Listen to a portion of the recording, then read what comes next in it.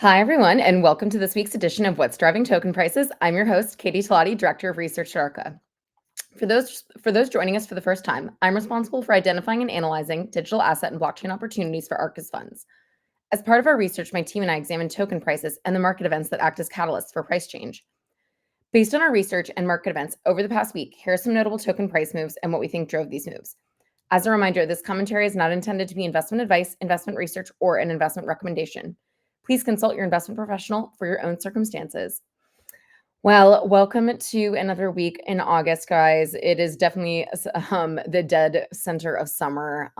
There's definitely not too much going on in the market right now, but all eyes have been on the election. A lot of people have been talking about things like the market activity happening on Poly Market, the biggest prediction market out there, especially as the election heats up.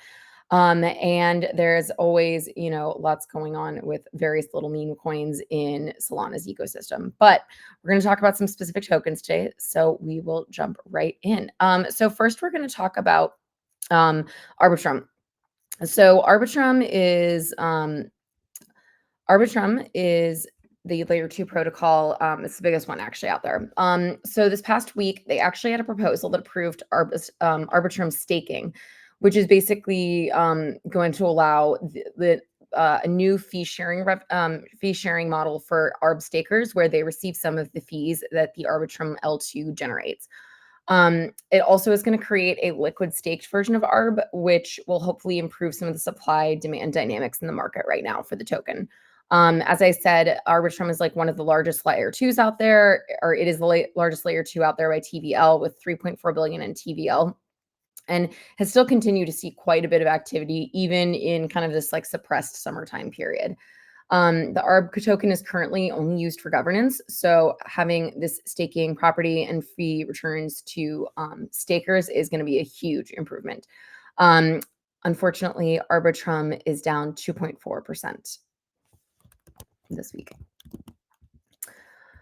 Okay, next up, we're going to talk about ETHFI. So ETHFI is one of the largest liquid staking and restaking protocols. They launched their token earlier this year.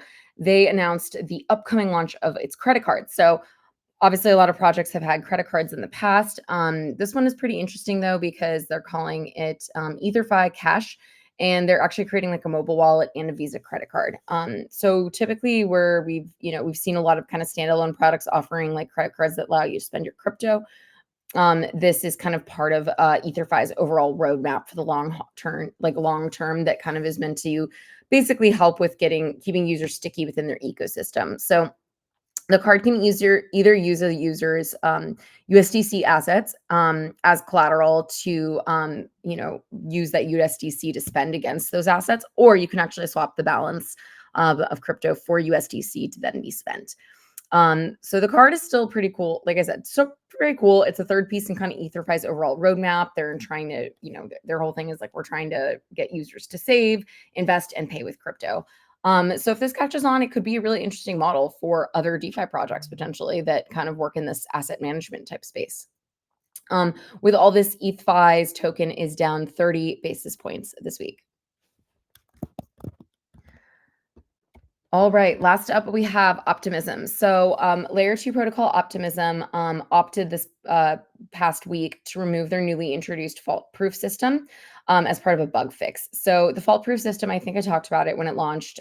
They introduced it in June. It was designed to allow the trustless execution of transactions between Ethereum's mainnet and layer 2. And so essentially, when you deposited money to Optimism, you wouldn't have to rely on Optimism's centralized security council to verify that your assets were indeed kind of secured within Optimism. So despite this, the setback, the fraud-proof system is expected to go back into use sometime in September. The council discussed, or the team discussed that this is part of the reason that they had this as like a staged rollout, and they were, very slowly kind of letting this into the wild. So the Optimism token, though, is up 6.9% for the week on this news.